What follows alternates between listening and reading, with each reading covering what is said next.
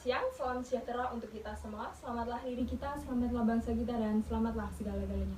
Shalom, Om Swastiastu, Namo Buddhaya, salam kebajikan. Yang terhormat kepada Bapak Dr. Winarto MPDI selaku dosen pengampu mata kuliah Manajemen Perbankan Syariah, dan tak lupa yang saya hormati rekan-rekan kelas Manajemen A 2019.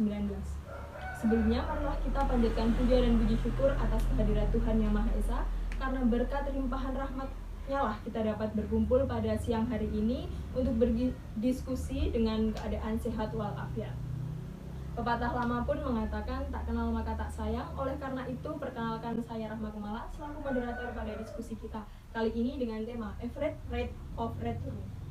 Untuk menyingkat waktu, langsung saja saya akan memperkenalkan pembicara-pembicara kita pada siang hari ini. Yang pertama ada Mbak Erlina Nurfaida, lalu selanjutnya ada Mbak Indah Tri Yuning Puspita, lalu yang selanjutnya ada Mbak Dinda Wahyuning Tias Kumalasari, lalu selanjutnya ada Mbak Disma Dihesti Duana, lalu yang selanjutnya ada Mbak Irna Dianis Nuridamsari, dan ada rekan kami Muhammad Gufron yang berhalangan hadir dikarenakan sakit. Sebelum menginjak pada diskusi ini, izinkan saya untuk sedikit memberikan penjelasan apa itu average rate of return. Perhitungan ARR didasarkan pada dua hal, yaitu jumlah keuntungan bersih setelah pajak yang nampak dalam laporan rugi laba dan cash inflow perusahaan. Investasi dapat diterima apabila ARR bernilai positif, yang artinya investasi tersebut menguntungkan bagi perusahaan. Baik, untuk menyingkat waktu, kepada para pembicara, waktu dan tempat saya persilahkan. Untuk memulai diskusi kita kali ini, saya akan membacakan studi kasus. Perusahaan PT Safa mendapatkan sebuah proyek yang memerlukan biaya investasi sebesar 750 juta. Proyek ini dapat menghasilkan cash inflow sebesar 350 juta per tahun dengan usia ekonomis tanpa nilai residu. Berapakah accounting rate of return proyek tersebut? Baik, mungkin para pembicara atau pemateri kali ini bisa menanggapi kasus tersebut. Untuk menghitung ARR, yang pertama kita mulai dari cash inflow dikurangi depresiasi per tahun dibagi biaya investasi, yang jumlahnya 350 dikurangi 75, 275 dibagi 750 hingga totalnya 0,36 atau 36%. Berarti keuntungannya itu 36% ya?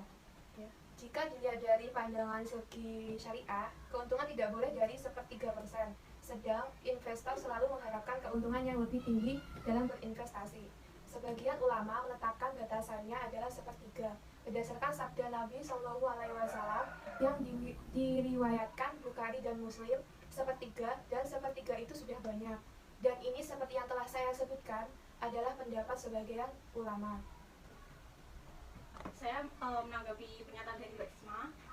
Adapun fatwa lain menurut Prof. Dr. Sulaiman Al-Alu Isa atau guru besar dari Universitas King Saud, ia mengatakan bahwa tidak ada masalah dengan tambahan harga untuk suatu barang dagangan selama bukan makanan, sehingga ini termasuk dalam iktikar atau menimbun barang yang hukumnya terlarang.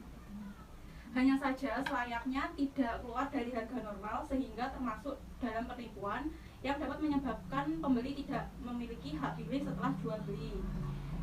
Keuntungan juga tidak boleh terlalu berlebihan hingga termasuk dalam penipuan, yang mana konsumen yang membeli barang terlalu mahal hingga terhitung penipuan ini, maka konsumen dapat memiliki hak irhab atau disebut dengan penjual membujuk pembeli, atau sebaliknya dengan bujukan perkataan, yaitu membujuk dalam harga, atau juga bisa bujukan perbuatan, yaitu membujuk dalam sifat. Saya mengonfirmasi dari Mbak Indah, sedangkan jika dikalkulasi untuk jumlah tersebut adalah 36%. Dan jika ditarik, kesimpulan itu hanya lebih dari 3% dari ketentuan, dan kami rasa itu juga tidak terlalu berlebihan. Sebentar, dari surat Al-Baqarah ayat 276 menjelaskan bahwa yang hakullah huro huwayur bisodakot wallahu la yuhibbu kulla kafari asim, yang artinya Allah memusnahkan riba dan menyuburkan sedekah. Allah tidak menyukai setiap orang yang tetap dalam kekafiran dan berkeliman besar.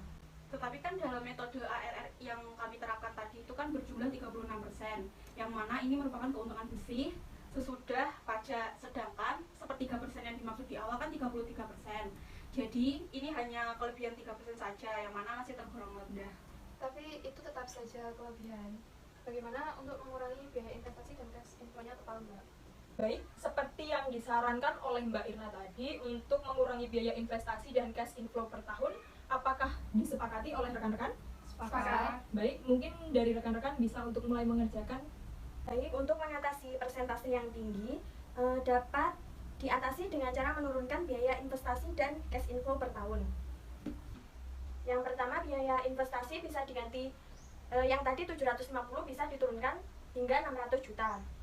Yang kedua, cash inflow per tahun yang tadinya 350 sekarang jadi 200 juta. Sehingga depresiasi per tahun diketahui 60 juta. Dan ARR dihitung 200 juta dikurangi 60 juta, 140, dan dikurangi 600 juta atau biaya investasi sehingga persentase diketahui 0,2 atau 20%. Begitu. Bagaimana? Untuk hasil akhirnya 20% ya, Mbak? Iya. Apakah bisa disepakati oleh rekan-rekan bahwa hasil akhir adalah 20%, yang mana itu tidak lebih dari ketentuan yang 1/3% itu tadi?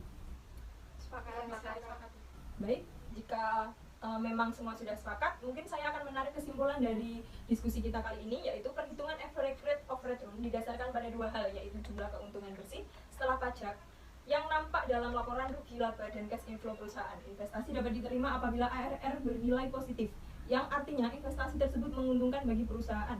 Lalu menurut Profesor Dr. Sulaiman Alu Isa, tidak ada masalah dengan tambahan harga untuk suatu barang dagangan selama bukan makanan, sehingga termasuk ikhtiar yang hukumnya terlarang. Hanya saja selayaknya tidak keluar dari harga normal, sehingga termasuk penipuan yang menyebabkan pembeli memiliki hak pilih setelah jual beli. Keuntungan tidak boleh terlalu tinggi hingga termasuk dalam penipuan konsumen yang membeli barang terlalu mahal, sehingga perhitungan penipuan maka konsumen punya hak khiar. Hal-hal seperti kasus tadilah yang menjadikan ARR jarang dipergunakan, karena kemudian membuat hasil perhitungan ARR menjadi kurang dipercaya karena perhitungannya memang kurang dipergunakan di dalam investasi. Sekian diskusi kami siang hari ini. Diskusi saya tutup. Wassalamualaikum warahmatullahi wabarakatuh.